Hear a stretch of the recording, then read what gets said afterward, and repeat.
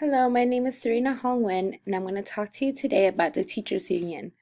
Teachers nationwide have been battling some of the constant issue regarding salary, tenure, and conditions of school since the earliest day of the establishment of a teachers union. It all started when 100 educators band together to unite as one voice to provide a service to public education in 1857. Since the development of the organization, more than millions of educators around the U.S. have joined membership into large unions such as the American Federation Education Association, American Teacher Association, American Federation of Teachers, the United Federation of Teachers, Teamsters, and so much more. I will first walk you through a brief look into how the unions were formed, as well as strikes and rallies, and demonstrating how unions gain powers. So first we have 1857, which is the establishment of the National Education Association, which is also known as the NEA, which focuses on increasing teacher salary, labor laws, and educating emancipated slaves, as well as forcing Native Americans to assimilate into the American education.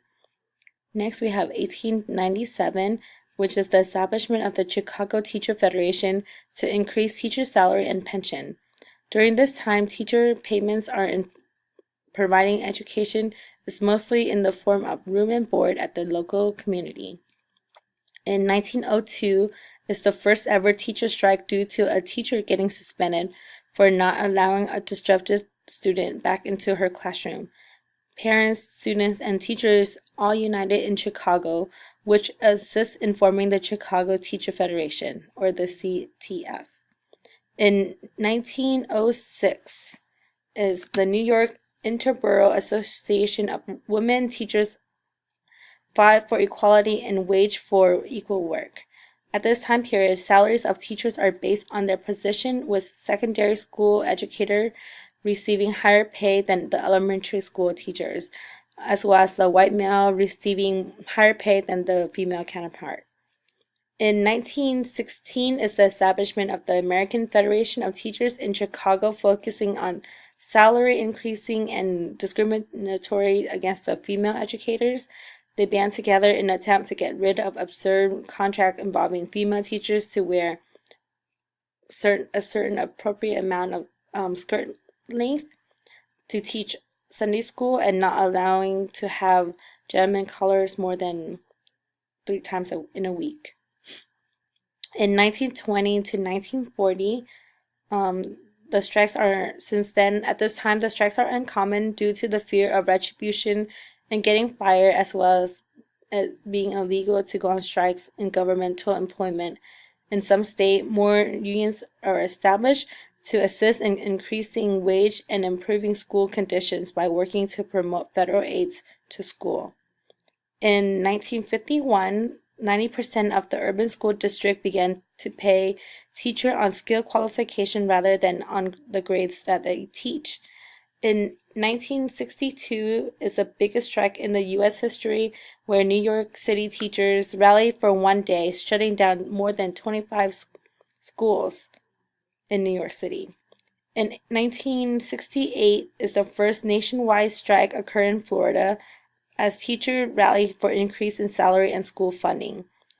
1970 to 1980 is the Minnesota Public Employee Labor Relation Act, which protects teachers' ability to go on strikes.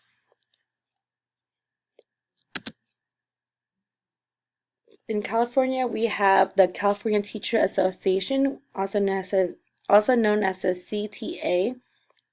It was established in 1863 during the Civil War, and is also formerly known as the California Educational Society.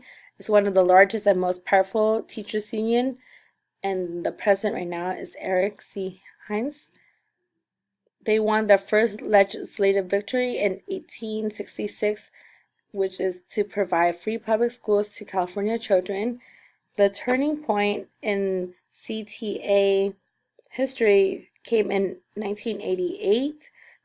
In that year, the teachers fought to pass the Proposition 98, which is having the state law guarantee about 40% of the state's funding for school and community college. Pros and cons of joining a teachers union. One of the pro is to have your wage and entitlement protection. Is a united front. When you have a united front, tend to get results. So it will help teachers with wages, benefits for hours, workload, responsibility, tenures, and promotion. Another pro is the dignity. If a teacher should ever feel that he or she is being mistreated, harassed, or bullied, the union would support in assisting the teacher in resolving how to resolve it or deal with it. Also, they would be able to provide legal protection if a teacher suffers from a work-related injury, accident, and does not know the proper protocol for compensation. The union is there to provide assistance, as well to support teachers from complaints made by parents, students, or other staff members. They have free professional development program available, and it's tax deductible fees. With the union, there are numerous discounts at restaurants, grocery stores, and the likes. It allows for more academic freedom and curriculums, as well as evaluation procedures. Some of the cons of joining a teachers union are that it's costly. The fees in monthly membership will usually add up. Their lack of presence in the workplace.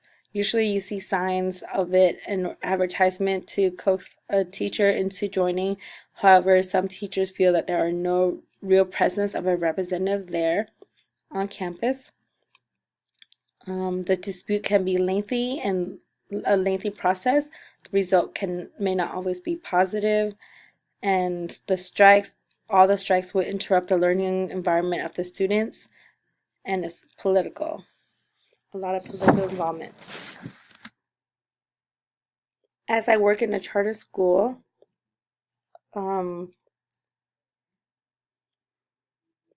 we do not have any unions that are available for us. Um, at the charter school in Hemet I am currently work at, since there are no teachers union available at my disposal to decide whether or not I want to join, I watched I read a few articles and watched several videos regarding this, and I found that in the news recently, President Donald Trump and Education Secretary Betsy DeVos are pushing to extend school choice program for lower income students to elect in using their federal funded voucher program in attending private school. With this, many large unions are pushing to get union programs for staff in charter school across the nation. So this is a brief videos of how they're pushing teachers to join unions in charter schools. Leaders of the Public School Teachers Union are wanting to enlist charter school staff members to help stymie the growth of charter schools in Chicago. According to Reuters.com, union officials in Chicago say their push for a tie-up took on added urgency after U.S. President Donald Trump chose Betsy DeVos, a backer of charter and private schools, as his education secretary. They believe their new unified approach will be their best method moving forward.